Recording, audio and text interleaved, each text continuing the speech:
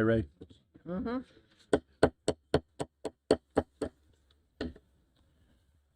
Good morning, everyone. This is the Delaware County Commissioners meeting. It's Monday, December 1st. The time is 9 a.m. Let's open the meeting with the pledge, please.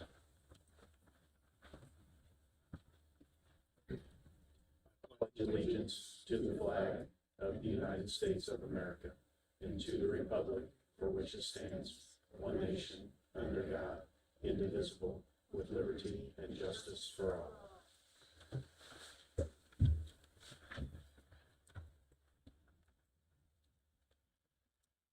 Thank you. Roll call, please. Commissioner Reagan, Present. Commissioner Brand, Here. Commissioner Henry, Here. Danielle. Here. Okay. Okay. First, we have Employee of the Month. Commissioner Rand. Thank you, Mr. President. We have two employees of the month today. The first one is being presented by our Sheriff, Tony Skinner. Morning. Will you turn on that microphone, please, sir? Good morning. Part two. Tony Skinner, Delaware County Sheriff. I would like to nominate Corporal Blake Reynolds for the Justice Center November Employee of the Month. As you all know, on the morning of November 12th, Corporal Reynolds answered his last call. He was assisting a stranded motorist on I-69 when a tractor trailer collided with the stranded vehicle, which struck Corporal Reynolds, taking his life. Corporal Reynolds was a great deputy, a great supervisor, a son, a husband, a devoted Christian, and a friend. He will be dearly missed by everyone. Thank you for honoring him today. Thank you for nominating him. Yeah, thank you.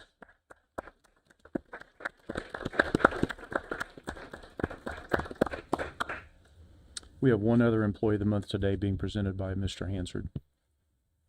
Morning, Commissioners. Jeff Hansard, Chief Probation Officer. I'm here today to nominate Mary Addison, one of our juvenile probation officers, as Employee of the Month.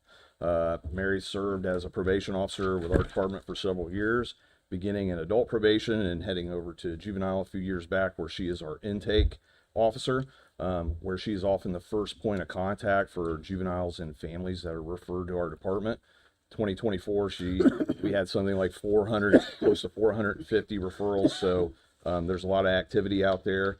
That role, Mary, in that role, exercises sound judgment, professionalism, and that's imparted upon her because she has to consider both the allegations of the case, but also the circumstances of the youth and families she comes into contact with.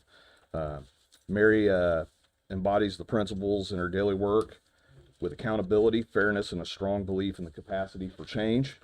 She consistently demonstrates sound decision-making skills, and she's always willing to step up and help the other officers when needed. So we really appreciate her dedication to the department, and would just like to recognize her for all her hard work. Thank you, Mary. Thank She's you. here with me today. So. Yeah.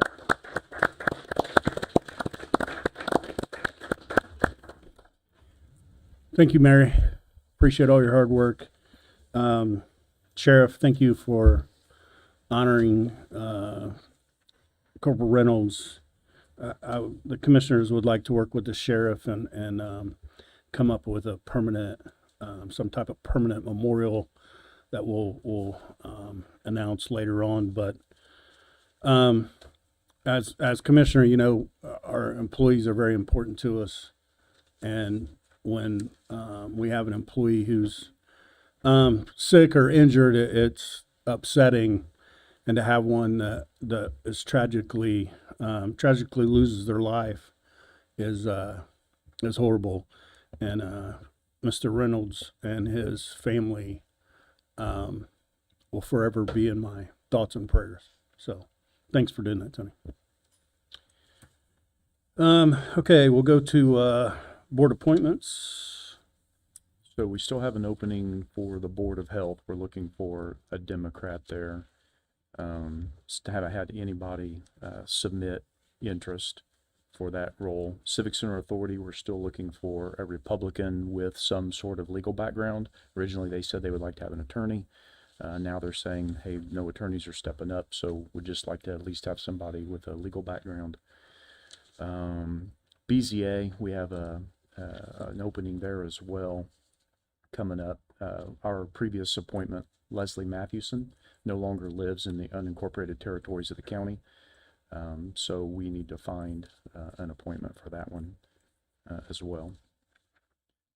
Fair Board, Commissioner Riggin.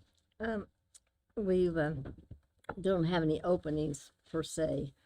I think we have 7 board members that will be asking for reappointment. And one of the problems we are having is that no one wants to step up to be president. So I don't know how we're going to deal with this, but just looking for some leadership. So nothing else to report. What is my opinion, and this is just my opinion, that if we can't get that body, if we can't get anyone in that body to become president, then I'm guessing it would be up to the commissioners to appoint a president. I really don't want that to happen, although if they can't figure out a president, I think we will have to do that. That's just my opinion. That's an idea. I agree. There are people out there that are more than capable, but they don't want to be the president or make the final decision. So if we need to find someone with a business background to take advice from them, we'll put them on the board and we'll have them be the president. I have a couple of other just quick things, Go Mr. ahead. President, if I may. Thank you. In January, we'll be making our annual appointments, and I just want to go through and remind folks of some of the openings we have coming up in case anybody's interested. So Alcohol Tobacco Commission will have an opening there. The Drainage Board, all of those positions are back up for reappointment. For the Redevelopment Commission, all of those appointments that are the responsibility of the commissioners are back up for reappointment. Delaware Advancement Corporation, I believe, Sherry, you're our representative there now. The Creed Board, all of the commissioners' appointments are up for reappointment, as well as East Central Indiana Solid Waste District. Currently, Commissioner Henry and I sit there. Emergency Communication Board, that's up at the beginning of the year. And then the PETA-BOA Board, the Property Tax Board of Appeals, 2 of our appointments are up at the beginning of the year. So if the current appointees are interested in being reappointed, please let us know. And if anybody else is interested in serving on any of those boards, please let us know. Thank you, Mr. President. Commissioner Reagan, you have anything to add? All right, thank you. We have a table business, the tower lease. I think we're going to keep that on the table, correct? Yes, please. He believe so. still hasn't heard back from any of the other people. Okay, very well, thank you. I did get a couple of letters of interest from folks that buy ground leases with cell towers. There's a copy for you and for Commissioner Riggin. And if you'll pass that down to Attorney Struble, I'd appreciate it. So something else to consider, a little bit of competition. Never hurt anybody. I like competition. Very good. We have the minutes for the commissioner meeting, November 17th. I believe we need to table those. Motion to table. Second. We have a motion to table those minutes in a second. Roll call, please. Commissioner Reagan, Yes. Commissioner Brand, Yes. Commissioner Henry. Yes. Thank you. Next, we have presentations. We have Ted Ward from the Schaefer Leadership Academy.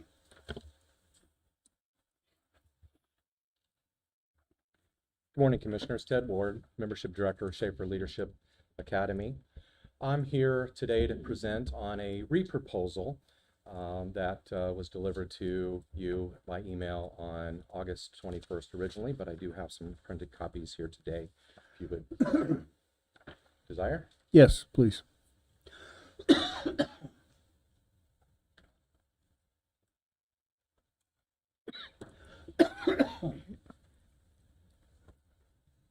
No, good.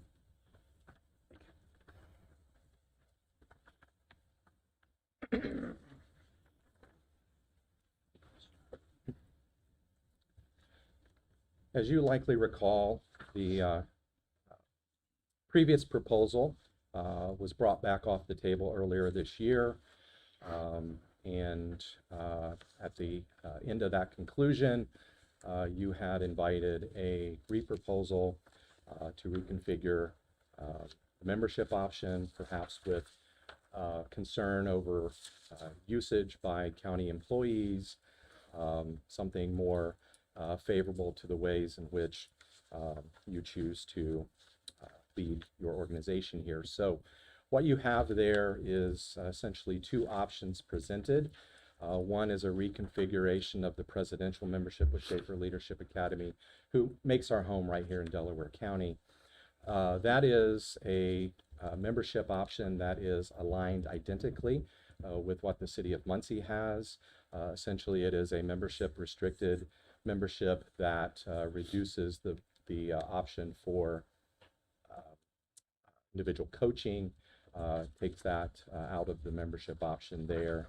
All other membership benefits, open access to Delaware County employees would be available for our community-based programs, approximately 4 per month, a variety of leadership and professional development options provided, 2 virtually and 2 live right here in Delaware County each month. So that's the first option. The second option there is an opportunity to sponsor with an investment the pre-supervisor training, which is a primary program that Schaefer Leadership offers and would be open to the community here to attend at no cost. It's a pretty significant opportunity to invest in leadership development designed for people who are maybe have just accepted roles, leaders in their organization, supervisors of others. We have the opportunity to serve up to 25 people. You could certainly designate that to Delaware County residents and or people who work within the Delaware County community. And then a third option that's not necessarily there but is always available to you would be for you to just provide general sponsorship, a dollar amount that you would determine that would then go to just general programming, making things more available and opportunity for folks here in Delaware County to support their leadership development through attending the general programs there as well. Additional to what you have before you is just a personal commitment from me as the membership director to work with you, any of you, or your designees, whether that's human resources or department heads, to make sure that you can optimize those membership benefits should you choose that option.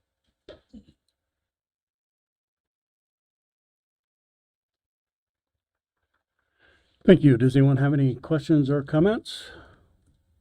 Well, I'd like to support them $5,000 because they're helping the community grow, and maybe we're not using it as much as we should, but that's my opinion. Yeah, I've had no one reach out to me in the county and say, hey, I'd like to use Schaefer Leadership Academy. Question, Mr. Ward, about option 2. That is just a general support of the community. So anybody want to attend a pre-supervisor training would be allowed to do so if the county were to sponsor this. That would include county employees. Absolutely. Okay. Yes, sir. Yes, sir. And one note on that, the way it's configured in this particular proposal, it does mention a delivery date of that program as being December 31st of 2025. Obviously, as we just entered December 1st, we could get that done, but it may be better to make a short or brief amendment to that, perhaps moving that option into the first quarter of 2026, which would allow more opportunity for registration, us to get the word out and more availability, but that's certainly your discretion. If we were to sponsor this, where would you recommend the money come from? Economic, I So think number 12, Economic 12. Development's Project 4. 4. There is a project called Professional Fees. It's project number 7.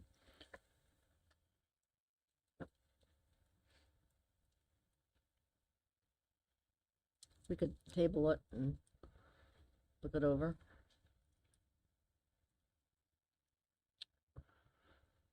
You guys decide what you'd like to do. You want to make a motion I'll make a to, motion, we table it. A second. we have a motion to table this and a second. Roll call, please. Commissioner Reagan, Yes. Commissioner Brand. Yeah. Commissioner Henry. Yes. Thank you. Thank Thanks, you. Ted.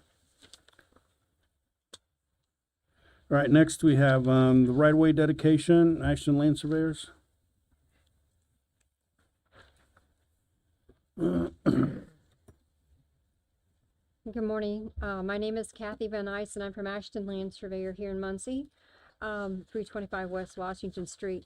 We have two different parcels of land. We have already gone through planning or platting process, and right now we're dedicating the road right away. The first one that I have, I'm hoping you guys have the same ones I have, but is for it's a Crockett subdivision. The address is 4485 East County Road 1100 North. This is a property located between Willman Road and 300 East. We are dedicating the road right away, right in front of the property. They are intending to sell off the house, and it is below with this being a major road, it is under the 5 acres. It is 2 acres that we're selling, or that she's gonna be selling with that house. Does anybody have any questions? My only question's a procedural question. Are we gonna handle these separately? Yeah, let's do them separate. Okay.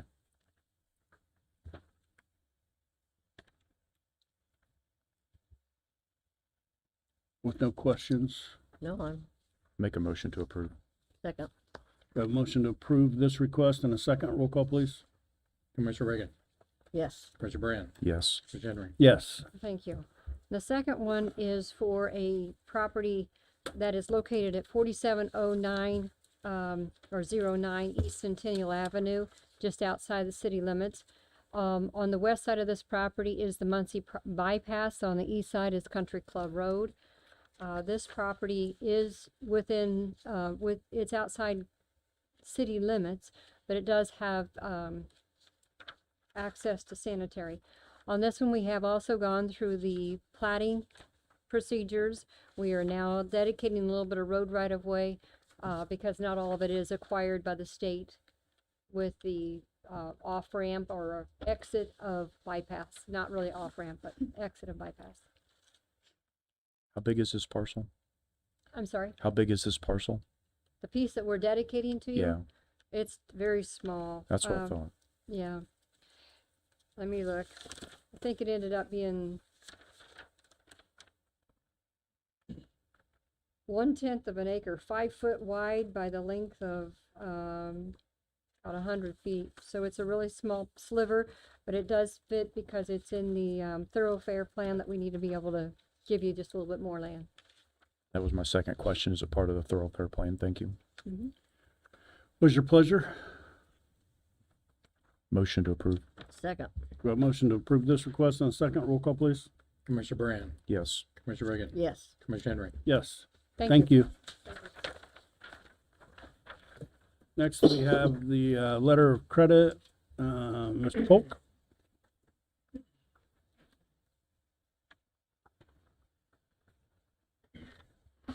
Good morning, Brad Polk, County Treasurer.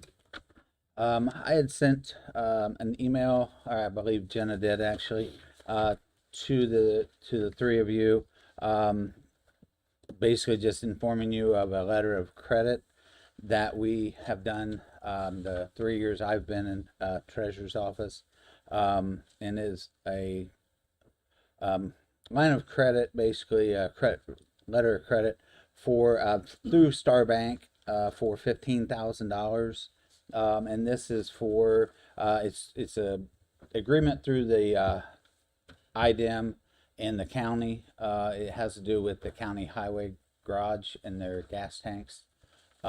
We have to have this.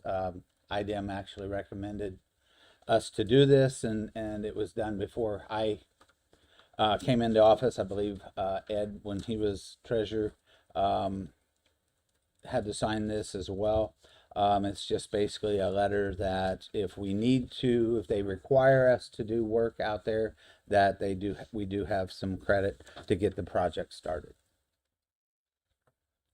Is this the same letter that was signed the previous 2 years? Yes, No changes to it? no changes, except the dates, obviously. Any other questions? So moved. I'll second. We have a motion to approve and a second. Roll call, please. Commissioner Brand, Yeah. Commissioner Reagan, Yes. Commissioner Henry. Yes. All right, Thank you, Brad. Thanks. Next, we have a waiver of healthcare coverage. Morning, Josh Jarvis, Human Resources. We have a document here for any employees that want to waive healthcare coverage, and I'm gonna, I guess I don't know what's the best way to probably communicate this. For anyone that doesn't want it, I can send out an email to everyone to sign and then submit back to the Human Resource Department or come to the office and sign that as well. But any employee that has the availability to elect to use our healthcare coverage and doesn't want to do it, we're gonna need them to sign the waiver. Yeah, I support this. This is best practice and typical in business. Anybody that's declining the coverage should do so in writing, not just not sign up. And we'll get to that here in a little bit. We have open enrollment right now, which ends in 3 days, and half of the employees haven't enrolled yet. That's not good, is it? So you're asking for approval of this document, correct? Yes, sir. And- Make a and motion We have to a motion to approve. I have a second. I have a second. Roll call, please. Commissioner Reagan, Yes. Commissioner Brand, Yes. Commissioner Henry. Yes. Thank you. Next, we have contracts and agreements for approval, BW Government Facility Building, or BW Government Building Facility Assessment. I apologize. Good morning, Dustin Fry with BW Construction. On November 11th, we had sent the commissioners a proposal to assess this building and do some planning of potential repurposing of this building for current departments and maximizing available space, as well as looking at an additional facility for potential county annex if necessary. So multiple phases. We have a team with us, DLZ, and Amoresco to provide those services. So there have been at least 2 visits by BW walking through the building and with their consultants. It's clear that the building needs some mechanical upgrades, also some compliance issues, I'll say, as it relates to the fire marshal and some others that we need to address. I had mentioned earlier in the year, which got a whole bunch of attention, that, we should look at what does it cost to bring this building up to speed so that it'll last another 70 years, versus what does it cost to build out something at the Justice Center. And this isn't about building out at the Justice Center, but this is about finding out how much money it costs to bring this building up and make it last another 70 years. This building is solid. It's got great bones. This place is built like a bunker, but the mechanicals are draining us from a preventive maintenance and a proactive maintenance standpoint, and we need to do something. It's a significant drain on our resources, not just financially, but from a human resource perspective too. We spend a lot of time trying to get this building to where we can control it and operational. Yeah. Our 2 elevators alone. Yeah, the Sometimes. elevators are not as bad as you think. They were upgraded upstairs. Probably they have variable drives on them Yeah. that I saw. So they've been upgraded in the last probably 5 years, something like that. But like the boilers in the basement, the HVAC, all the cold air return is this space above you here. These gaps next to the lights, that's where the cold air return goes back in and goes to the air handlers. Mhm.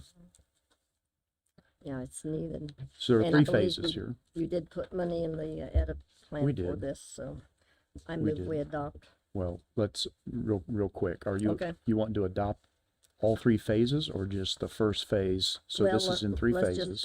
Let's just start with the first phase. The existing facility assessment. So you made a motion to approve phase 1, which is $79,310, Yes, correct? sir. And I will second that to be paid from, I believe it's Project 12. I believe so. Projects. Capital projects, Yes, sir. correct. So we have a motion and a second for phase 1. Roll call, please. Commissioner Brand, Yes, Commissioner Reagan, Yes. Commissioner Henry. Yes. thank you. Thank you, Thank sir. you.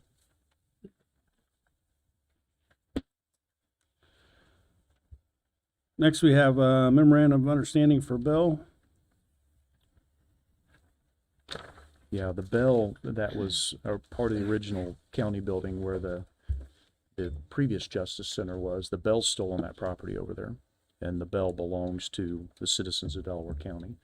So we wanted to get an MOU in place to make sure that the ownership was clear with the current property owners, the Jennings family. They were Extremely cooperative. extremely cooperative. There's no problem at all. So this is really just to put that MOU in place, understanding that it's not included in here. Long-term, we need to relocate that bell. We need to move it off their property and bring it to this property. So we need to identify a location and probably get some quotes. If you look at how that bell is seated over there, it has a pretty significant foundation, a lot of concrete work that supports the bell. It's not going to be an easy move. So we'll have to get some quotes. But this MOU is just to clarify the ownership of the bell. And they did, Mr. Jennings did mention, and I think I added a line in here for you guys. They're looking at probably summer of next year. They're going to do an art structure somewhere around where the bell currently is. So we've got a few months, but probably need to start getting on the relocation site. And they've also offered if there's anything they can do to assist with transporting it to where we want it. They've got some equipment that they think might be able to help. So They're pretty handy. I plan to ask the Jennings family if they would quote the relocation because they offered to help move it. Yeah, they And did. I also asked Flatland Resources if they would quote it. So I'll put together a scope of work and get it sent out to at least those two. So if anybody else wants to quote this, please contact me. Very I'd make good. a motion to approve the MOU in front of us. Second. A motion to approve the MOU in a second. Roll call, please. Commissioner Brand, Yes. Commissioner Reagan, Yes. Commissioner Henry. Yes. Next, we have premium rate adjustments. Morning again. Good morning. I'm going to defer this to Stephen a little bit to touch on, and I'm just going to come in the background here for the premium rate adjustment for the topic. So this is the One America, no change here. One America offers 3 different types of coverage to our all the employees: basic life, voluntary life, and short-term disability. With long-term disability, they're the long-term disability carrier for the county. McGriff negotiated a 3-year guaranteed cost savings with One America. I believe the savings is about 20. I can't remember. Sorry, I had it in front of me a little bit ago. It's about $23,000, $21,000 a year. So it'll be about $64,000 savings over the life of the 3-year guarantee. This also, if employees opt into these, they can get $50 rebate back. So employees that utilize this can get up to $150 back by filling out a simple claim form. One claim form can be used for all 3: accident, hospital indemnity, or critical illness. So I think it's continuing to move in the right direction in terms of making our healthcare more accessible for the employees, more affordable for the employees, as to the extent that it's possible, considering we haven't had a premium increase in 10 years. And they can get a rebate if they participate, and we're locked in for 3 years at this rate if we adopt it today, which is a $21,000 a year savings.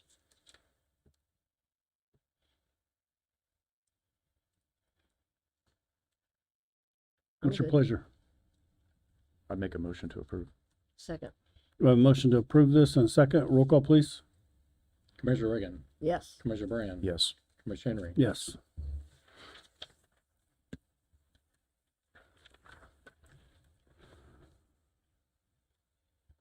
Josh, while you're up there, are we going to discuss insurance anymore? We will. It's Okay.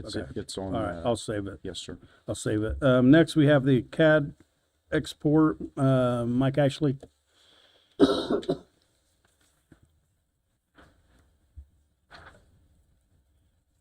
Mike Ashley, Delaware County EMS. I'm kind of up here for Fluke today. We're looking at changing the CAD exporter software. The software we currently have is from the old Firehouse program. Tyler Industries or Technologies bought Firehouse, so they own that now, but they're going to stop servicing that software.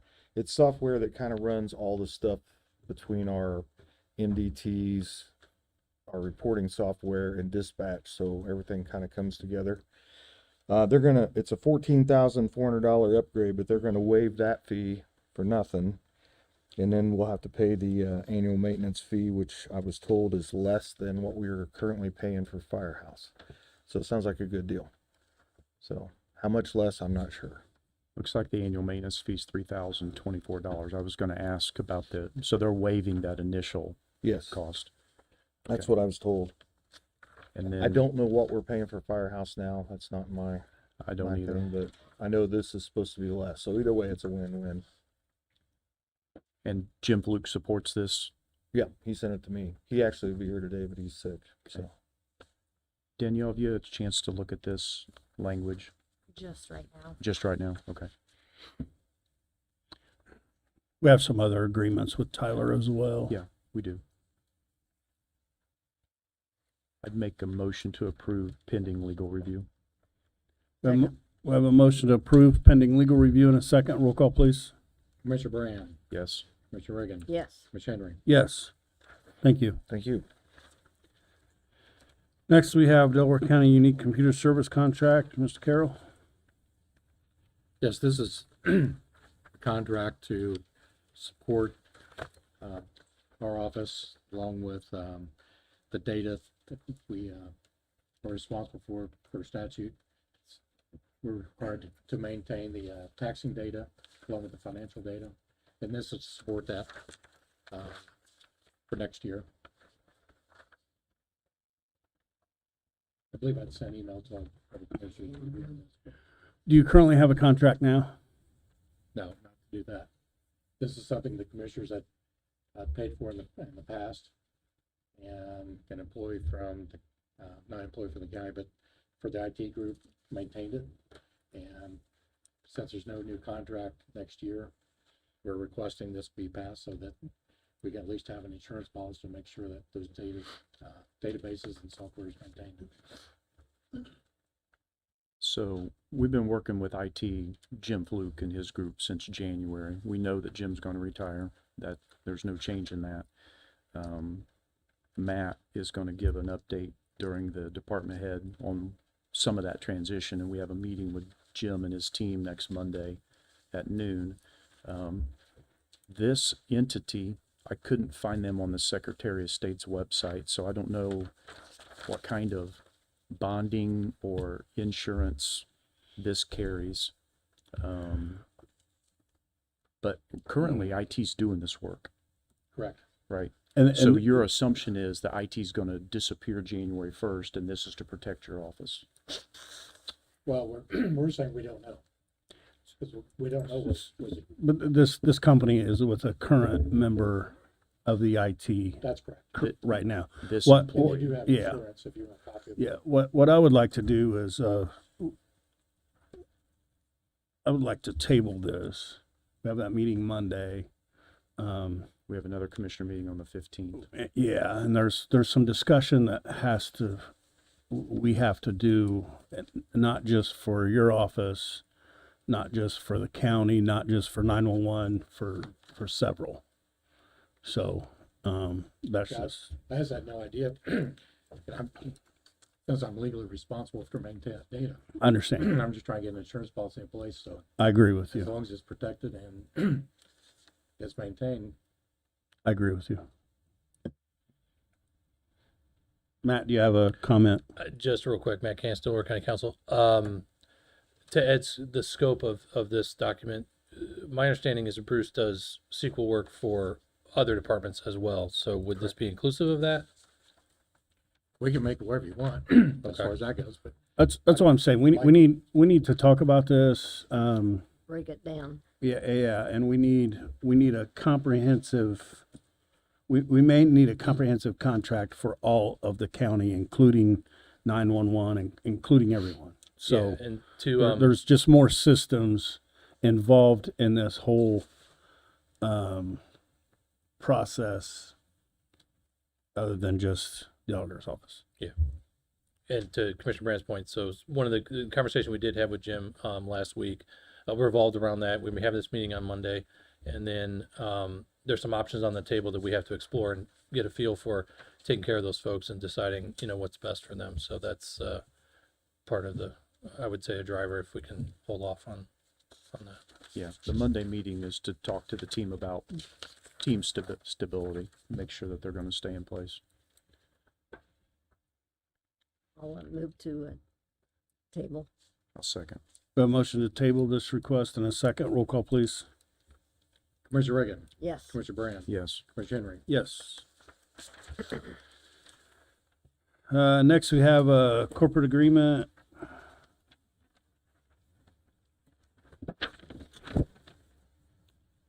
Ed, what's this agreement?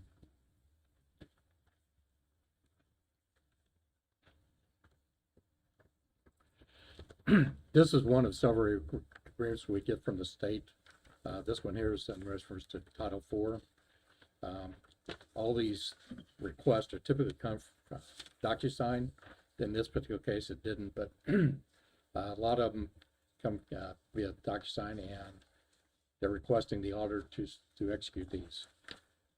I think I've reached out to Danielle and John and some of you in reference to this, coming up with the process so that all these contracts become presented to the commissioners before they're executed. But that's what this is. This is one of several we receive every year. This is more of a renewable. I mean, we get this every year. This contract allows the county to get reimbursement for part of the expenses that the public defenders incur. Chunk of money. This particular agreement's already been executed, though. Or am I missing something?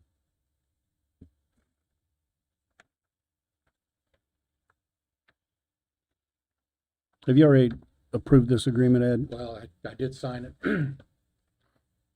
That's the reason I bring it. I sent it to Danielle, explaining to her that this is one example that they expedite these things so they can, we have a short window to get these turned around, which is part of the issue. The window's shorter than 2 weeks?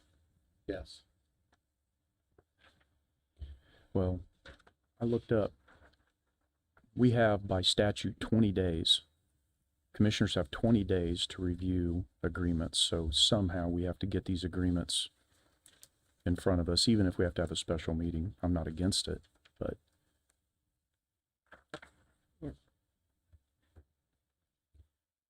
I agree. I think that if we need an agreement signed and it's prior to one of our meetings, we just need to have we can have a special meeting, correct, Danielle? Yeah, you can. So do we need to take action on this agreement in front of us today? I mean, it's a ceremonial approval. It is a ceremonial approval, but yeah, I think we need to affirm this. And Danielle, this is typical for, It is. So I sat on the public defender board for several years. The public defender's office actually brings back the biggest percentage of reimbursement, I think, than any other department in the county. So this is part of that agreement, is what allows us to get that reimbursement from the state.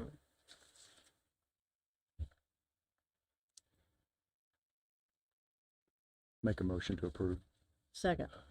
We have a motion to approve this agreement. A second. Roll call, please. Commissioner Brand, Yes. Commissioner Reagan, Yes. Commissioner Henry. Yes. We have the Delaware County Expo Center Building and Ground Rental Agreement. Yes. President White sent over. Good morning. Oh, there. Dan's at. How's everybody this morning? He wasn't there just a few minutes ago. I reached out to you Friday. I appreciate the quick response. I didn't realize I'd be up to bat 3 days later. Hopefully you had a chance to read our new agreement. For the audience, what I've done is created a shortcut. We're asking for our buildings agreement to be raised when we rent the property out there. Our community building, it went up 22.2% from $450 a day to $550 a day. Memorial building increased 33% from $450 to $600 a day. The Heartland Monday through Thursday, we left and remained the same, hoping to draw more interest in people renting the building Monday through Friday or Thursday. Friday through Sunday, we went from $675 to $850. Food vendors, we're finding that a lot of these people running our buildings are bringing outside food vendors in. They're plugging into our 50 amp electric and using them. So we're gonna start charging them $50 per food vendor. The public address system is terrible, so we're getting ready to purchase one. So we've increased that from $30 to $50 a vent. Tables, bleachers, drapes, stage, kitchen, meeting room are all left the same. A couple new items we're putting on it this year is an incident report. We had a problem this year. That's the only thing that saved us, basically, if something was to been suit, whatever. I think you guys are familiar with that. So we've included an incident report in every contract that's signed. They'll have it in their possession. We're getting more and more requests for alcohol in the buildings. So we've now created an alcohol addendum. Carrie Dye, I don't think she's here today, but she's working on getting 1 to 3 approved vendors. And if you rent the Heartland building or the Memorial building and you want to use and have alcohol, you must use one of our 1 to 3 vendors there. We haven't got it isolated to how many yet. We're also going to charge you an additional $100 to have alcohol on the premises, trying to alleviate some people that maybe shouldn't have it there to begin with. So by putting the $100 fee on there, they may change their mind. A lot of this has come up, and I've spoken with Ed through numerous emails, and I've received everything I needed from Ed now. Our utility bills are $120,000 a year at the Delaware County Fairgrounds. A lot of them, I hate to say this, have been coming from sewage. Our sewage is as if it's almost tripled. So no matter what we raise these buildings to, we're still not offsetting our utilities. We're trying to damper it a little bit. So I'm asking the commissioners if they would possibly approve this new contract that we could go forward with our new increased pricing and be able to start this January 1st. Does anybody have any questions that they might ask? Commissioners, I did have a chance to review this and everything looked good to me. I appreciate you doing this, Dan. I think this and several other areas in the county, we need to modernize our fee schedules, and I appreciate your work. We're just And I getting know started, Stephen. yeah. We gotta do one at a time. This one seems to be one of the bigger ones. Yeah. Okay, then, with, I appreciate this as well. I would like this year, before next winter, I would like for you to work on the storage fees. are you referring on increasing prices, or you're referring on how the contract is written? I want you to increase prices. Okay, we can do that. We can look at that. Mm-hmm. I've been more involved in that in the last, since October 1st. Uh-huh. And it's a 50-50 right now. 50% of the people say, boy, this is feasible. And 50% of them say, we're tired of you raising the rates. We had a rate increase in 2022. It's $13.25 a running foot for the community building. The reason for that, it's only 5 months. Anybody that goes in there has to come out March 1st. Farm Fest goes in March 15th, and everybody needs to be out. The other 4 buildings we're renting is $15.75 a running foot, and that's for a 6-month rental fee. So if you have a 10-foot boat at $15.75, it's going to cost you $157. So it's very feasible, and I think that's where Shannon's coming from. Once you get them in, it's a nice profitable gig. It does take a little time to get them in. Not everybody can back up a 45-foot camper, so we have to rearrange and get the Bobcat in there. We'll look into it. I don't, you know. I feel like, I mean, you're even at $15.75. I think you're paying for a season what some people are paying for a month. I know, because that's one of them's me. Yep. And I just think, I think you guys are cheap. Okay. Well, So you're the caretaker. just review it if you don't mind. You're the caretaker. We'll, Just review it. we'll come up with something and bring it to your attention. Thank you for your time. Real quick, what is the storage season? What's the length of time?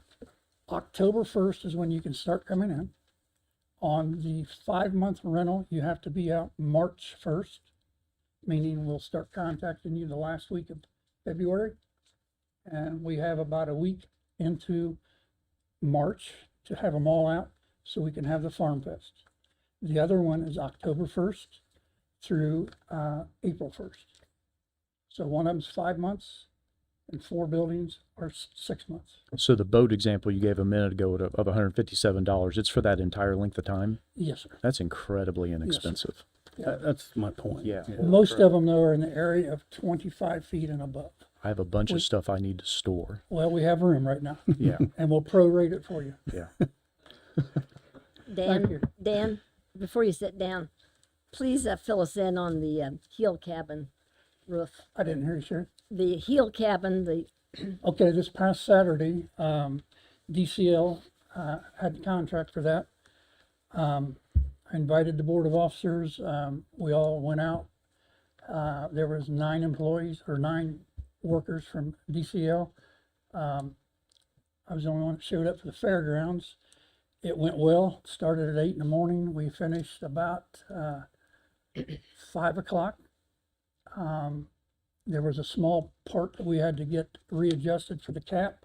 We put on a cap of copper for the roof vent, you might call it.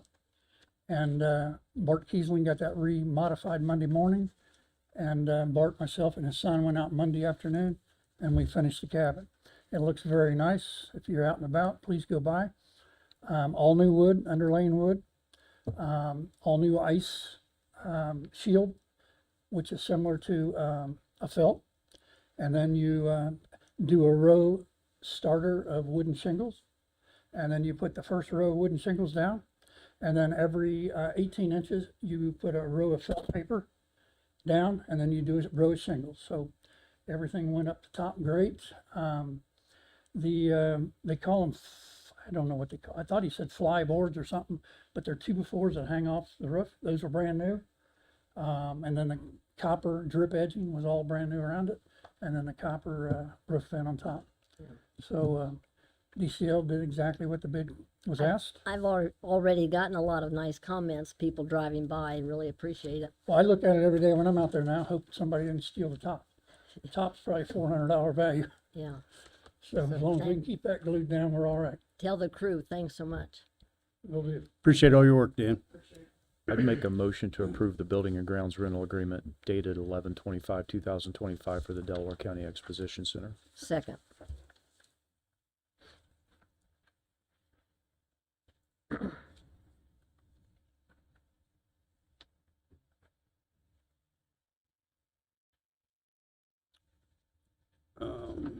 You want to amend your motion and just include the incident, the new incident report? Just so that's all in there. Yeah, I'll amend the motion to also include the new incident report that's required. Second. Thank you. Roll call, please. Commissioner Reagan, Yes. Commissioner Brand, Yes. Commissioner Henry. Yes, thank you. Next, we have a financial commitment letter for bridge number 509, Mr. Thomas. Good morning, Dean Thomas, Delaware County Engineer. Just wanted to request a financial commitment letter for Bridge 509. We are applying for funding to have this bridge redone. Construction would be in fiscal year 2032. Design would start in fiscal year 2027. And Bridge 509 is on McGalliard, roughly a quarter mile to the east of Broadway. And there's roughly 16,000 cars that go across that bridge each day. So this bridge is not the one that's currently the number one priority for needing redone, but it's also a larger bridge, which is why we thought that the federal funds would be beneficial with an 80-20 match. So we, like I say, looked at this one with a little bit of help from United Consulting to put a proposal together. And like I say, I'm here to request for the local funds match $1,247,000, which would be paid out of the cumulative bridge fund. And if you have any questions, feel Any free to ask. questions? This is the bridge next to U-Haul there on, McGalliard. That's in a flood zone. Make a motion to approve. Second. We have a motion to approve this request and a second. Roll call, please. Commissioner Brand, Yes. Commissioner Reagan, Yes. Commissioner Henry. Yes. Thank you. Thank you. Thank you. Next, we have ordinances. Ordinance 2025-35, an ordinance rescinding ordinance 2014-40A, 2013-3, and defining insurance for Delaware County retirees and removing spouses and dependents from coverage. This ordinance is similar to one presented at the last commissioner meeting, but it keeps the percentage where it currently is, where the retirees are paying 30% of the cost instead of the proposed 50-50 in the prior proposed at the last meeting. So this is for discussion amongst the commissioners, if you guys want to entertain this or not. So this does remove the dependents, including the spouses, from the plan, which is part of the plan. So we're getting our ordinance compliant with the plan. And I want to restate what I did at the last meeting, that the 50-50 proposal is fair. I mentioned earlier today that the employees haven't had a rate increase in 10 years. And we did that this year, so everybody's insurance went up, including mine.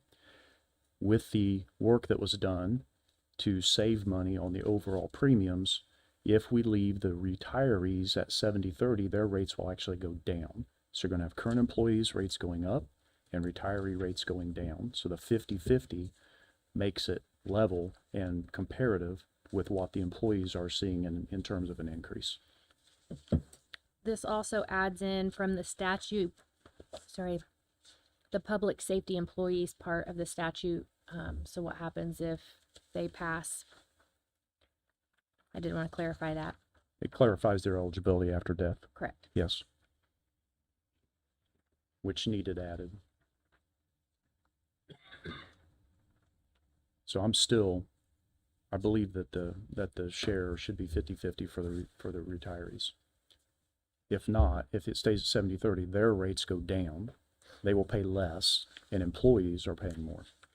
Well, if you want to make it 50-50, we need to notify them. I agree. That's the issue. The real issue here is we're making a lot of these changes and there's no notification. It's just boom, here's what you're getting. That's why I tried to do it at the last meeting, but we didn't get a vote. Right. So do I have? Is this just for a year? Yes. Yes. I move we adopt. You have a motion to approve. Do I have a second? This is to introduce. Introduce? Right, Yeah, this is the first reading. This will be an introduction. Introduction. I want to ask for a clarification on your motion, if I can, Commissioner Reagan. Is this to adopt it as written, or to adopt it also amending the split from 70-30 to 50-50? To keep it as is.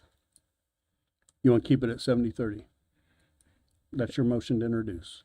Do I have a second? I'm not going to second it. I don't think it's fair with our current employees. Okay, I'll second it. Roll call, please.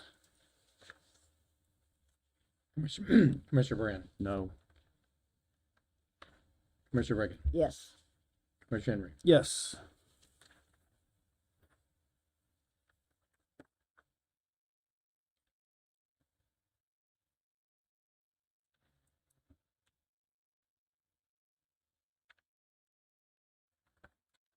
Okay, while we're on insurance, because that appears to be the last issue with insurance, correct? That's on the agenda today, yes. Yeah, so,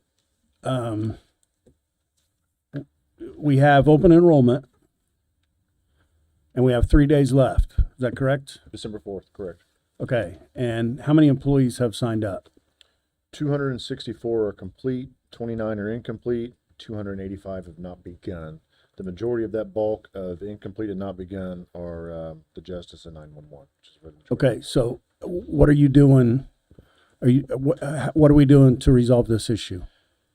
They're going to be at the Justice Center. McGriff is on Tuesday and Wednesday of this week. I'm sending out emails every single day about this. We're communicating to employees of how to utilize the enrollment. So the enrollment piece, if you do it on your own, it takes about 10 minutes. Anyone that has questions on it, there's a help desk line with hours of operation. There's also table times that they're going to be there on Tuesday and Wednesday. We're doing everything on our side to market this product and get people to sign up. But I mean, they got to do it. Does somebody need to go visit these people? No, they can do it all on their own from the community. No, what I'm asking, does somebody need to go express the importance of this? That's my point. I'm going to send an email out to department heads notifying them of the individuals that are in that 29 and 285. Okay. Yes, today. Okay. And then next week at the department heads, we can see who's lacking. Yeah. Open enrollment ends Wednesday this week. Yeah, so it'll be too late. Thursday, technically, the 4th. Will you send us I think the commissioners need to be involved as well. Send us the list of names that have not signed up. Do you want to see the full list, or do you want me just to include you on emails to each department head of what individuals are in the Include us in the department heads. We'll do. Okay, thank you. Can you describe what happens if they don't go, if it's a current employee, if they don't go do one of these? So the question was, what happens if a current employee doesn't enroll? What happens? Then we have a waiver form for them to sign if they do not elect the coverage, and then we will address that issue at another date. They won't be covered. You're going to lose your health care benefits. I don't know why people don't sign up. There have been text messages, emails. We've talked about it for months. We did open enrollment early this year to try to help the auditor's office out. It's been communicated in the staff meetings. It was communicated in the Allscape meetings that we had. It's amazing. You just can't, you can't just go mute. Essentially, your employer has health care coverage. If you would elect to do it, that's fine. If not, that's fine as well. But you have to acknowledge that you are not going to select this coverage. You just can't go mute. And they can't later decide to join. They have to wait till open enrollment next year. So if you don't sign up, but if you're a county employee and you've not signed up and you will not be covered for a year. Correct. Unless they have a life event, what's called a QLE, qualifying yes. event. They have a child, they Right, married, Yeah. divorced. So something like I want this to be clear, very clear. If you're not signed up by Wednesday, you're not going to be covered under insurance for a year. Correct. So, And if you do not want to elect the health care coverage, you just have to sign. I understand that, but this isn't the case. There's not that many people that are refusing insurance. People are not signing up. Correct. About 60% Yeah. So that have not begun. department heads that are attending, department heads that are watching, you better make sure your people have signed up because it's going to be stressful for you and us. Yes. Can you get the list out today? I will. Yep. It'll be sent to all the department heads. I want all department heads. Yes, sir. Have it. Okay. Thank you. Yes, sir. It's in that spreadsheet that Pierre sent yesterday. Okay. Any other comments on that? I just feel like that's important. It is important. Okay, ordinance number 2025-36, an ordinance creating a lien administrative fee for use by the Delaware County Auditor's Office. This was discussed not too long ago. I think Ed brought this up. So this allows the auditor's office to assess a $25 fee. $5 of that actually goes to the vendor that's processing the liens, and then $20 will be added to a lien administrative fee, and a fund will be created. It's a non-reverting fund. The ordinance has the fund number. We've already talked with the auditor's office, and that is pre-set up here in this ordinance. If you have any questions, let me know. No, we talked about this one before. Yeah. We agreed before. I'll make a motion to introduce. Second. We have a motion to introduce this ordinance and a second. Roll call, please. Commissioner Bray, Yes. Commissioner Reagan, Yes. Commissioner Henry. Yes. Next, we have ordinance number 2025-37, an ordinance creating a tax sale bidder fee for the use by the Delaware County Auditor and Treasurer's Office. So this came up as a discussion between Auditor Carol and myself. If the commissioners want to pursue looking into this, this actually has to be approved by the council. So I created a draft ordinance. It's not actually for the commissioners to introduce and approve. It would go to the council, but I need to know if this is something you want to look into so that I can present it to council for the county council. What this would do is assess a fee for bidders at tax sales. If they want to bid on one property, there's a $25 fee, and the fees are set by statute. And if they want to bid on multiple properties, then it is a $100 fee. So really, this is just helping the county offset some of the fees for the cost of the tax sale. These are I don't agree with these fees, I understand. and I think this is a waste of our time. I feel like there should be a bidder fee, and what I mean by bidder fee is like $500 to $1,000 is what I was thinking when we started talking about this. Right. Kind of like vet them ahead of time. Absolutely, absolutely, and with all the money that it cost us to get these properties ready, that would help offset some of that cost. But $25 for one property or $100 for multiples, I think's a joke. Danielle, does Indiana Code 6-1.1-24-16, does it set these rates? It does.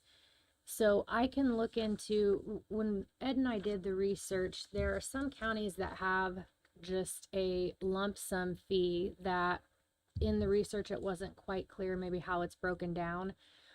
We can do a little digging into those counties and see how they come up with their set fee and what all is included in that. Marion County has a deposit that they require. I'm not sure exactly how they do that. I just did some quick research at the end of the week last week. So we can do a little bit more digging before we present something to the council and see if there's a way to come up with a larger assessment of a fee for bidders.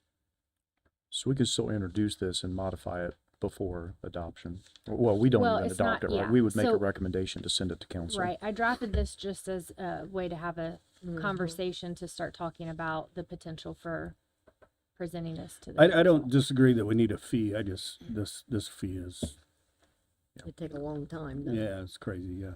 Yeah, I'd like to, I'm aware of one other county that has $1,000 pre-qual deposit.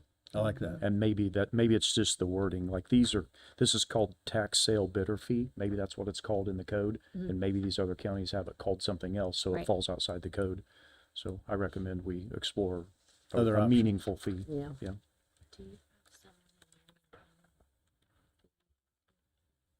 And Do then we need any action on this at all? No, don't think Ed so. and I will get Okay. together again, and he's got some contacts in the county that you're referencing, and we can maybe get something set up to have a call with them.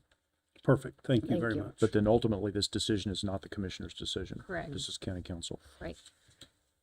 Well, unless it's structured in another way, I'll have to look at it. Gotcha. There may be something I bring back to you that would be approved by you. I guess it depends on what we find out in those other counties and how they're structuring it. So should we put it on the table? Let's do. Yeah. Keep it- Motion keep to put alive. it, ordinance, 2025-37 on the table. Second. We have a motion to table that ordinance and a second. Roll call, please. Commissioner Brand, Yeah, Commissioner Reagan, Yes. Commissioner Yes. That keeps it in front of us. I agree. Ordinance number 2025-38, an ordinance removing the deductions from payroll that are not provided or offered by Delaware County, Indiana. So we talked about this in the last meeting, and there are a number of policies here that were previously offered by the county that are no longer offered by the county, but they're still being processed through the auditor's office, and the auditor's office has asked, and we agree, to remove these from the payroll deduction. And what would happen if we were to approve this today is these companies, Boston Mutual, Life Insurance, Anthem, Trustmark, Liberty National, et cetera, we would inform them, and these companies would send a voucher to the employee, and they would pay directly. So they could still stay on it. It just will no longer go through Right. payroll deduction. It will be removing transactions, administrative stress from the auditor's office. And the county doesn't offer these plans anymore. Yes. this is a good idea because it relieves some paperwork for some people. Is that a motion to introduce? Yeah, introduce. Second. We have a motion to introduce this ordinance and a second. Roll call, please. Commissioner Brand, Yep. Commissioner Reagan, Yes. Commissioner Henry. Yes. Next, we have ordinance number 2025-39, an ordinance creating tax sale administrative fee for use by the Delaware County Auditor's Office. This is not in a complete form yet. It's just to be introduced. We have a couple of things we have to add to it. Auditor Carroll brought this up at a previous meeting. The treasurers assess an administrative fee, and he would like the ability to be able to assess administrative fee in his office as well. So this allows him to be able to do that. He was going to do some research on what amount that should be. So we still need to plug that in, but this ordinance creates a non-reverting fund for that money to be put into. And then what would you use that fund for, Ed? It would help, it'd be used strictly for anything related to direct costs for the tax sale or deed sale, anything related to that, that department. So it could go for wages to help reduce the cost from the general fund to compensate for the employees. It could be used for renting the facility if they decide to charge us for the facility out there. So any direct cost mailings, we spend over $10,000 just on mailings. Yeah, I can't imagine what you paid. So anything, any cost directly related to that, I've talked to the State Board of Accounts, and really their big concern if we use it for wages is to make sure that this fund would be sustainable. So, but we could definitely use it for other costs. And what is the thought of assessed fee per parcel? Well, right now we're looking at $100 because this is for every parcel that goes into the tax sale. So this year, I believe we had roughly 800, somewhere in that range. So that'd give us a fair amount of money to help cover a lot of the cost for the tax on the deed sale going forward. It would be put on each parcel as they get put into this sale in July 1st, I believe it is. And it would be assessed on that property at that time. And whoever pays that lien or buys that property would pay that fee. They go into that fund to cover the cost. Rather than having a large number at dollars, $1,000, something like that, to participate in the auction, it'd just be assessed to each parcel. So it'd be a smaller amount of money. So we need to Any other determine questions? we need to determine the amount and identify the Indiana code that applies. Right, Daniel will be covering the, because it applies. Okay.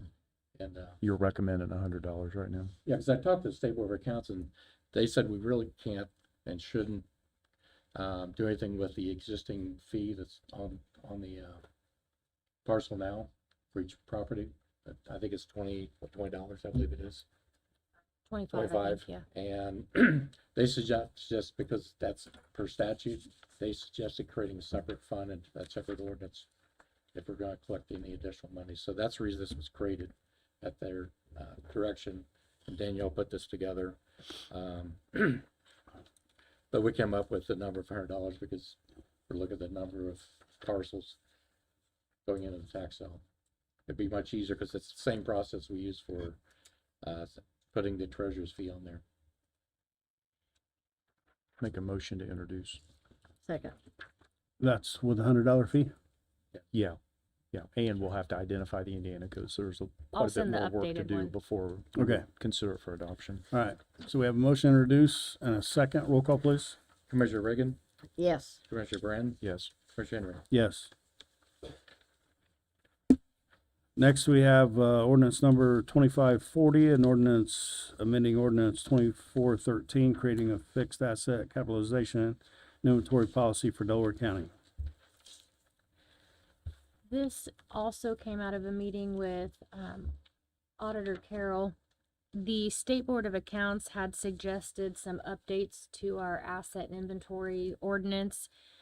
What it does, it adds in some definitions that they suggested, It also clarifies the burden of keeping track of those goes to the department head. I think that was the main thing that Auditor Carroll wanted to emphasize. Most of it is fairly consistent with your prior ordinance, just really putting a little bit more clarification in there. And so this would take the place of your current ordinance. So what does that mean, that it would be up to the department heads to track their assets? We don't have a system for that. Nobody has a system for tracking assets. In fact, we're trying to look at OpenGov right now to consider tracking all the county's assets. Currently, the departments, a lot of them have spreadsheets that they track their assets. And essentially, we have to go around all the different departments to collect that information. In fact, we'll be starting that next month, sending that out to all the departments, and essentially it's via that spreadsheet. And essentially what they're wanting to, the State Board of Accounts requested, is to clarify who's responsible for collecting that. And so this is kind of drawing the line in the sand, saying, here's where we go to get it. So if the departments have it, we can then move that on to the CPA for the audit. So And this, if we did use OpenGov, it'd still be the same process. but then everybody could use OpenGov. They wouldn't have to track by spreadsheet then. That's correct. So this is, a capital asset would be defined by an asset having useful life of more than a year and acquisition cost of $10,000 or more. But we don't depreciate anything at the county, right? We purchase everything. We don't have anything on our balance sheet as a depreciable asset. Like nothing has a net book value. Yes and no. Part of the issue we're running into is that we have not done that in the past. And part of what we're trying to set up is we do depreciate, but it's all done on spreadsheets now. We're putting in our financial system. So all these assets that, for example, this building's already been depreciated, but new cars that we purchase, even though we may pay cash or do a lease, depending on what the lease is, we would amortize those and depreciate those out. The outstanding balance of a lease. Depends on how the lease is set up, but any cash purchases or, any assets we purchase, whether it's land, buildings, any of those things, we depreciate. If we put a new road in, we depreciate that. Now, if we repave a road, we would not. You currently have a spreadsheet, and it is up to date as of last year. Correct. Yep.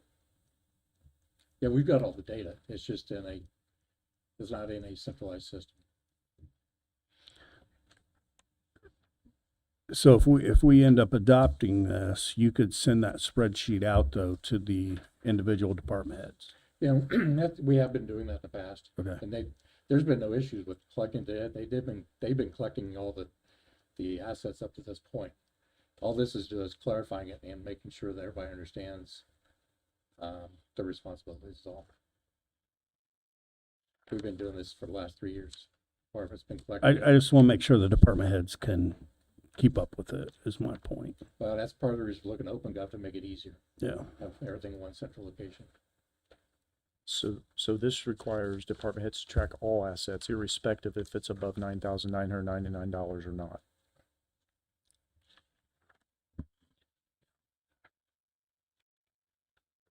I would like to educate myself more on this. I mean, I have no problem introducing it, but I don't understand it. I have a lot of questions from my business background. I don't understand. I knew Ed had hired this company years ago. Right. And you're still using that same program. Same one, yeah. Yeah, I'd like. Are there a set of State Board of Accounts guidelines that refer to assets? I don't know. I don't know either. I know I've talked to the CPA and the way they depreciate and set up assets in the public sector is completely different than the private sector. I had that long conversation because the way it was originally set up, I had a lot of questions and I was educated on how it's much different. I have a lot of questions. So anything with debt, we track on balance sheet, and it would have a net book value. I know it's not really a net book value, but it would have a net book value based on how much debt we still owed. And then every time we make a payment, that balance sheet gets updated. Right, a lot of your bonds have that already. That's yeah, any debt, Right. any debt service. Well, if it's depreciated, yes. Yeah. I still have a lot of questions. I don't understand it. Yeah, you want a table? Well, I think we can introduce it, and then we don't have to Introduce it. adopt it at the Yeah, next meeting. I think we have introduce 2 weeks to educate ourselves. Yeah. If you'd Because like, we I can don't have a conference understand call it. with the CPA, if you'd like to have Yeah. a discussion with them. I would. I have a lot of questions. No problem with that. I move we introduce. I'll second. We have a motion to introduce this ordinance and a second. Roll call, please. Commissioner Brand. Yep. Commissioner Reagan. Yes. Commissioner Henry. Yes.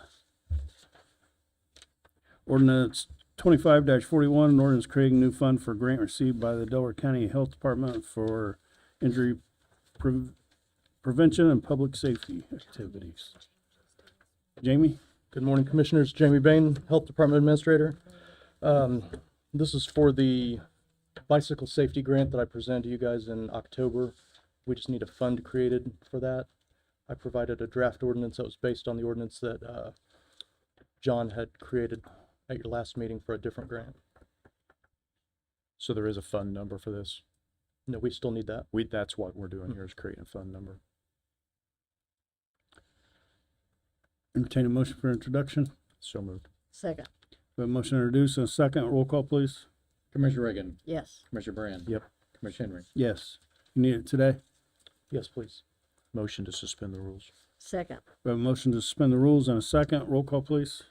Commissioner Reagan. Yes. Commissioner Brand. Yes. Commissioner Henry. Yes. Thank you, Commissioners. Motion to adopt. So moved. Second. We have a motion to adopt this ordinance and a second. Roll call, please. Commissioner Reagan. Yes. Commissioner Brand. Yes. Commissioner Henry. Yes. Thank you. Thank you. All right, next we have ordinances for adoption. Ordinance number 25-29, ordinance for the adjustment of the pay periods of the year 2026.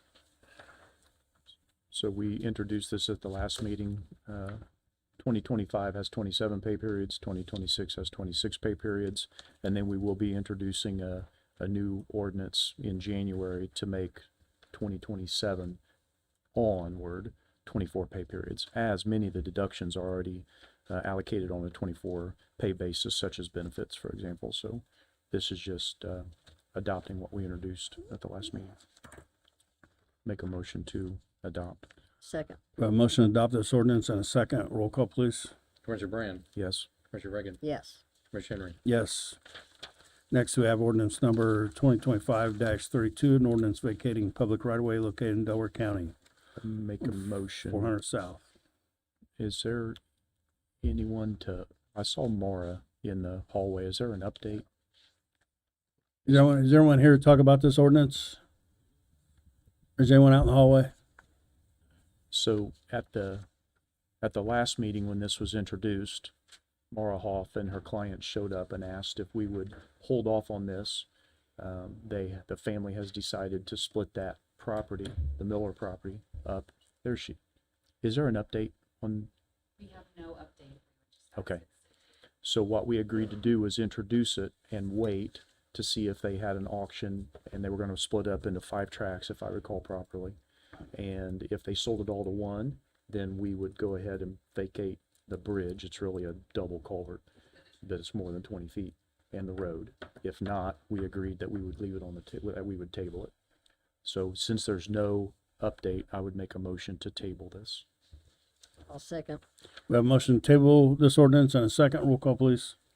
Commissioner Reagan. Yes. Commissioner Brand. Yes. Commissioner Henry. Yes, thank you. Next, we have ordinance 2025-33, an ordinance vacating public right-of-way located in Delaware County, Indiana, bridge number 507. This is the bridge behind the Muncie Sanitary District Correct. on Broadway, goes over Hamilton Ditch. It's east of Wade Avenue and west of Market Street. Everybody thought that this was done before, but we found out it wasn't. So I would make a motion to adopt. Second. We have a motion to adopt this ordinance and a second. Roll call, please. Commissioner Brand. Yes. Commissioner Reagan. Yes. Commissioner Henry. Yes. Next, we have resolution number 2526, resolution approving purchase personal property from Muncie Sanitary District. So this is to memorialize an agreement. The Muncie Sanitary District has a couple of assets. One is a sweeper, but we'll talk about that in the stormwater meeting next. But this is for the Peterson truck. It's a clamshell bucket truck. The sanitary district supported the tornadoes in April, and the highway department really liked the way these things worked. This truck cost about $230,000 new. They've offered it to us for $15,000. And I would make a recommendation that we would pay for this out of edit plan number 12, which is capital. We have a motion to approve Second. and a second. Roll call, please. Commissioner Reagan, Yes. Commissioner Brand, Yes, Commissioner Henry. Yes, this is a good deal too, because it's a I've great deal. looked at the price on those. Next, we have old business, stormwater permit fees. Yeah, I don't think there's a lot of sense in talking about this here. We should probably remove it from the agenda. This is really a stormwater board topic, which we have following this meeting. All right, gym liability waiver. So Danielle? Yeah, I've updated this consistent with all of the email chains that have been going on the last few weeks. So this allows employees to use the gym. It also takes into account the sheriff's department and their continuing physical workouts that they do to comply with their standards that they have to have. Other than that, I think it's essentially the same as what we've talked about before. I just added a couple of sentences to make sure that there was no question as to their ability to still seek workers' compensation if they're hurt while on the job. and these forms would be kept, again, we talked about last meeting, anything at the Justice Center, I believe Deputy Chief Stanley said he would keep them, and here, HR would keep them at the county building. And it does delineate that the merit deputies, which have a requirement for fit for duty to stay employed, they would be exempt from, as it relates to workers' comp. Right. Otherwise, but they still need to fill out the form. Correct. That says, hey, I'm using it. And HR still needs a copy of all the forms, even the ones at the Justice Center. Okay. All forms need to be submitted to the Human Resource Department, yes. Any other comments, questions? I make a motion to approve.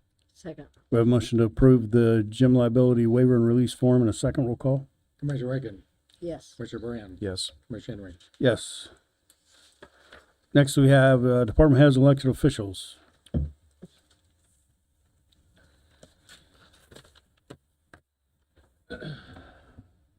Good morning again. Matt Cantz, Delaware County Council and member of our IT committee. I had sent an email late yesterday with a executive summary of the Delaware County modernization project that we've been working with the IT team, Google, and Resultant, who is a reseller of the Google licenses, for basically a mitigation strategy for our long-term investment costs that are going to be coming our way here in IT.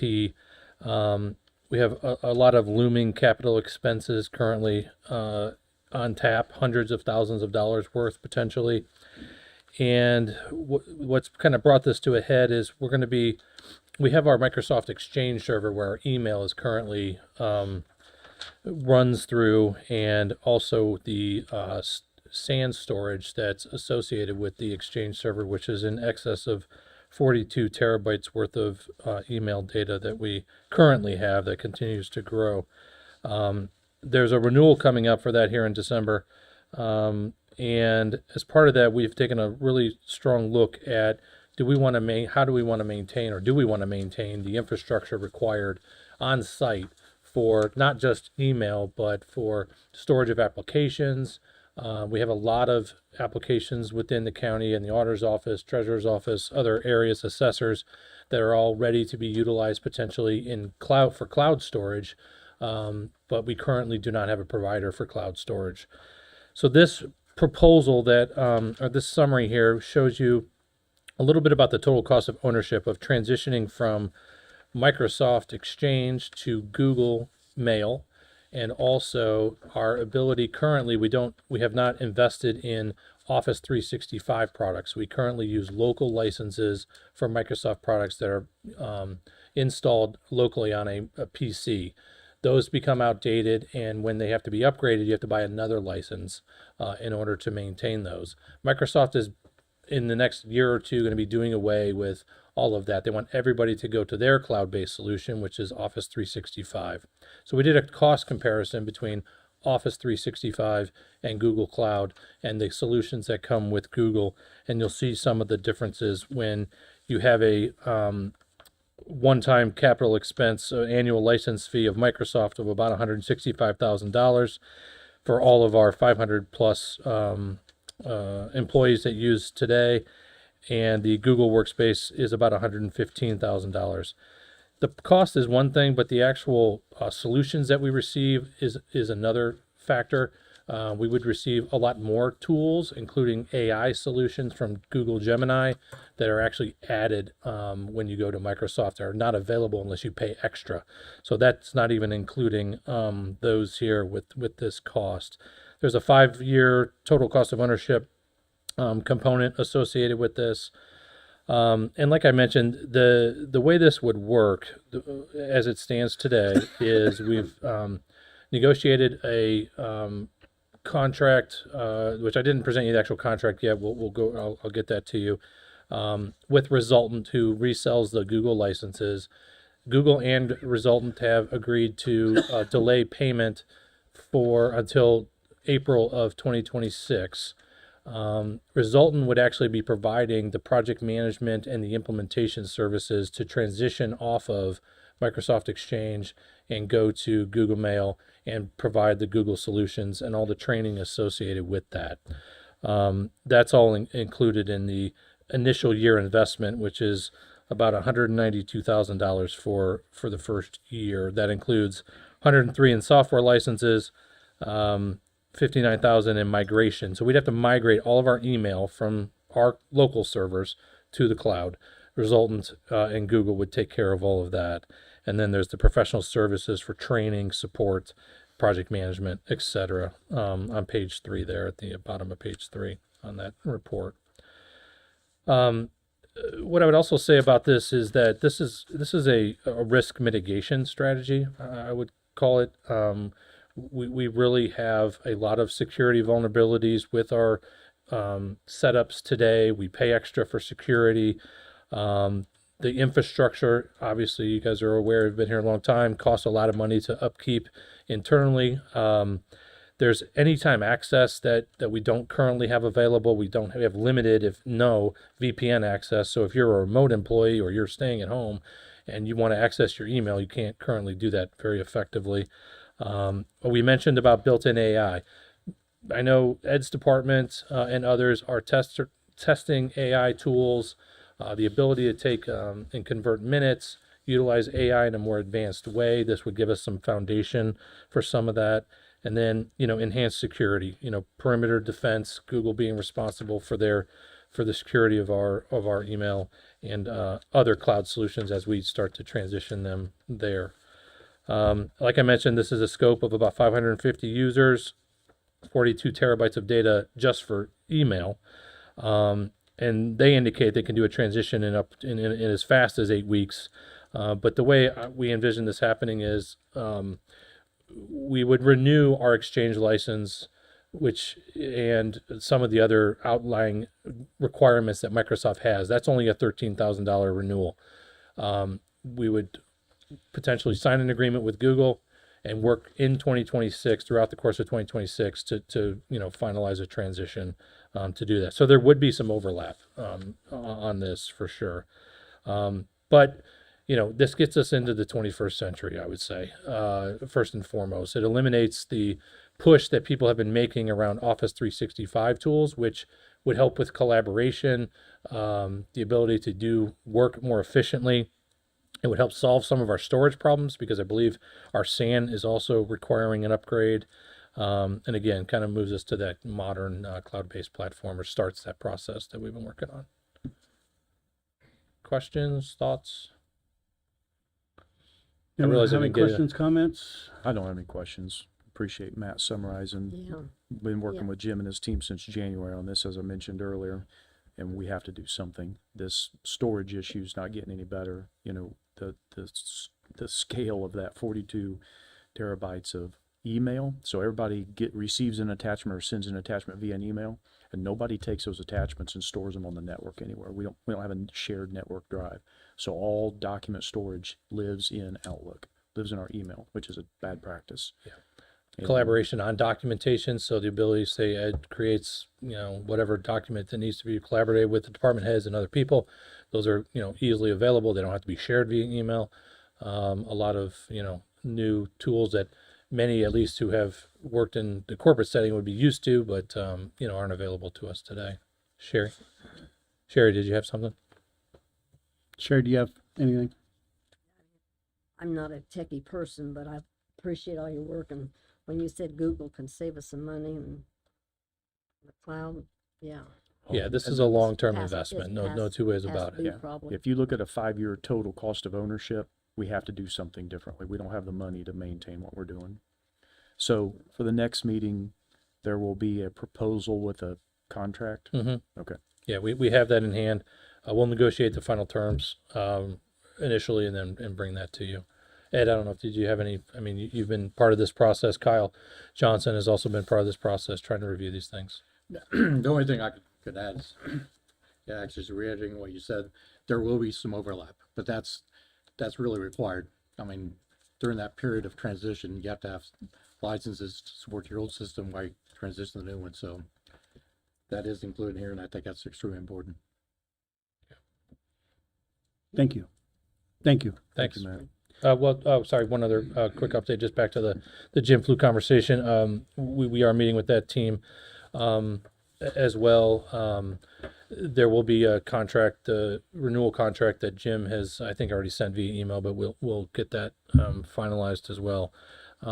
There's a lot to be worked out, I know, relative to where our future holds with our IT managed services team, as presented. Again, this is my review of that or my estimation. I do think that there's some options available, and I got some feedback from Fred here recently too about some of the silos that we currently have. We have a lot of security gaps. We have single points of failure in IT support that are dramatic, I think, and in some cases risk lives potentially in 911 and other areas. So we're going to try to make the best effort to get those folks locked in, and then try to get a transition plan that documents and gets some overlap in resources that can help maintain and secure our systems here in the short term.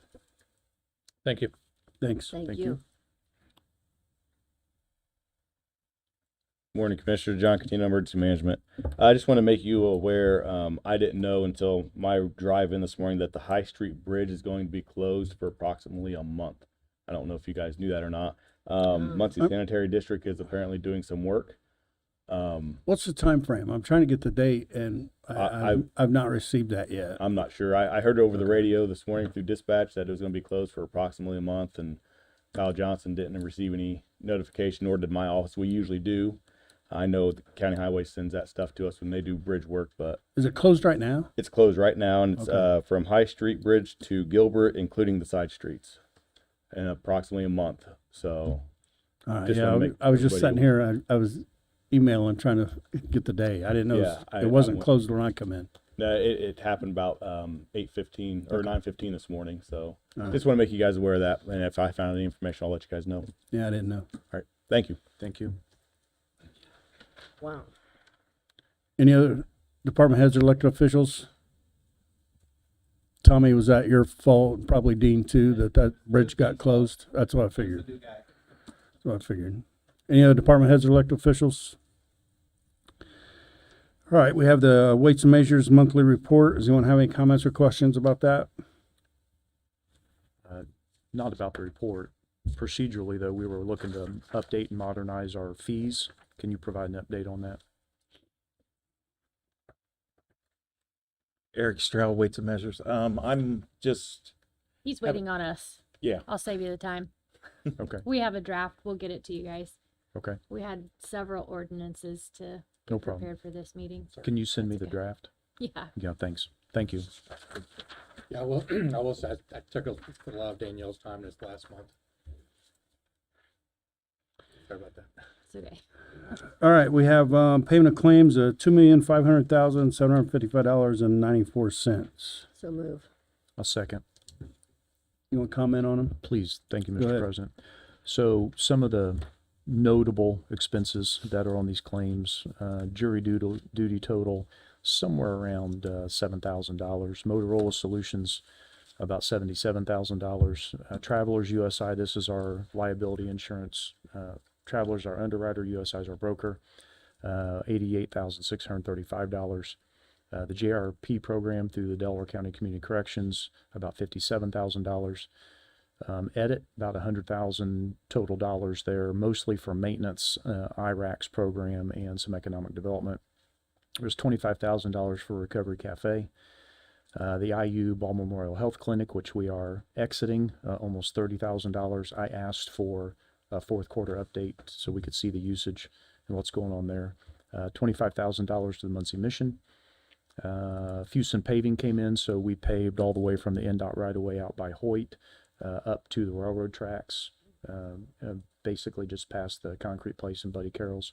And then we also paved Old Fuson down past Old Woolahan's, skipped the railroad track and went to Old 3. That was $613,488.97. We also changed the traffic and updated the striping there. And we upgraded the striping to the thermo, since that's a high traffic road. That was an additional $24,033. Morrison TIF for economic development, $18,034.50. Magnet Industrial, $13,048.20. The Midwest Metal, $8,724.73. Progress Rail, $8,724.73. Nebo Land Partners, $14,175. The Fuson's Shell TIF was $1,312.50. Public health vaccines, there were a couple different providers there, $16,704.95. Destination Muncie, this is one I want to talk about here in a second. $79,480.86. That comes from the innskeeper's tax. And then tax sale redemptions, this is a big one, $560,009.54. Edit bond, I believe this was for Amoresco, $196,187.50. This is where there was an efficiency project at the old Justice Center, and the county council at that time decided they wanted to borrow the money. So this county is still paying on that, even though the Justice Center's been moved. Workers' comp through PMA, $81,040.99. The surveyor's office spent $41,743.32 to do drainage. Jail clothing, it's that time of year, $40,500, and we had a postage line of $25,000. I would like to take a look, Danielle, at how we handle the innskeeper's tax, and we probably need to talk to the auditor and the treasurer. We give this to Destination Muncie, and then they have created a separate 501c3, and they pull that money over into that. So they probably have a couple $1 million sitting there. And I'm wondering if it's legal for us to keep this money, create a fund, the county draw interest on it, and then when Destination Muncie wants to spend money, they come to the commissioners meeting and they tell the public and everybody else what they're spending it on, and we allocate it based on their request. So is it legal for us to keep this money in an account, draw interest for the citizens of Delaware County, and then allocate it? And that's it. Commissioner Reagan, you have any comments? Claims, no. Roll call, please. Commissioner Brand, Yes. Commissioner Reagan, Yes. Commissioner Henry. Yes.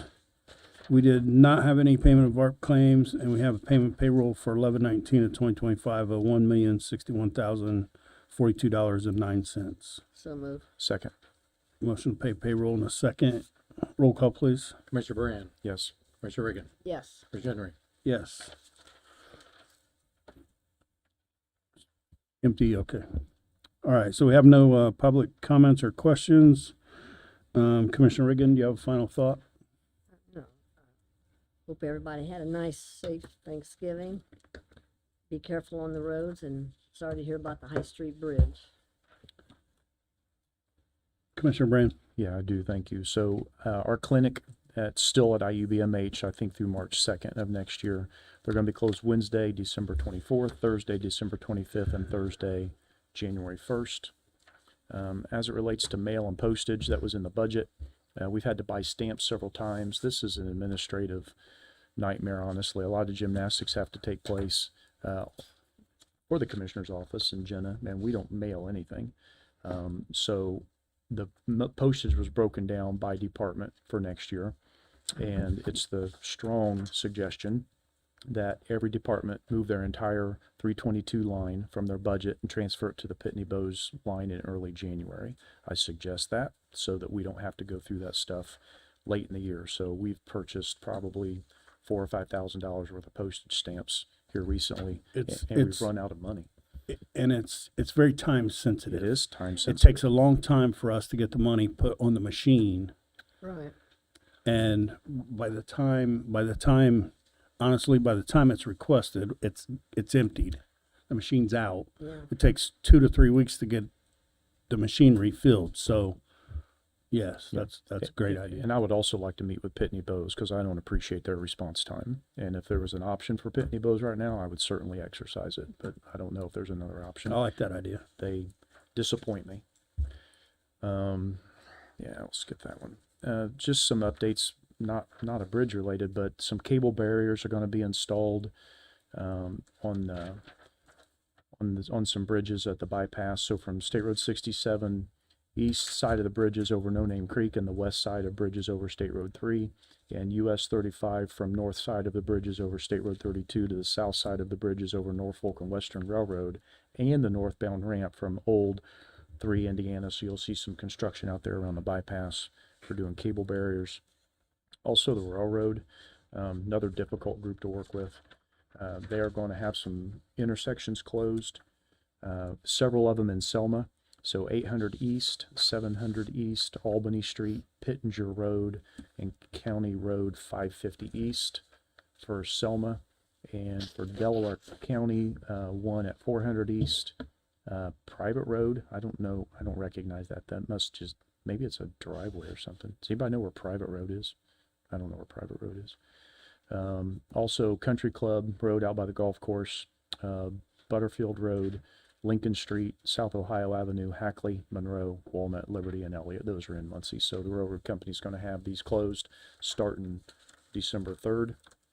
Doing some upgrades. Also, our fourth town hall and final town hall for 2025 will be December 11th, 6 p.m. at Selma. It's at the town hall. I believe that's been confirmed that we can use that space. So that'll complete our town halls for this year. Q1 next year, the first one will be in Eaton, and we'll get that location locked down. We'll probably use the Eaton Town Hall, and then the second quarter will be in Cowan. We'll try to secure the Lions Club out there, and we're open for the third quarter and the fourth quarter. So if anybody would like to see a town hall held in a specific area, please let us know. We'll get that on the schedule for Q3 and Q4 next year. But again, our last town hall this year is December 11th in Selma. And the last thing I had was open enrollment, which has already been covered. So I'm good. Thank you, Mr. President. All right. If there's no further comments, I entertain a motion for recess. So moved. A motion recess in a second. Roll call, please. Commissioner Reagan, Commissioner Brand. Yes. Commissioner Henry. Yeah, we're recessed.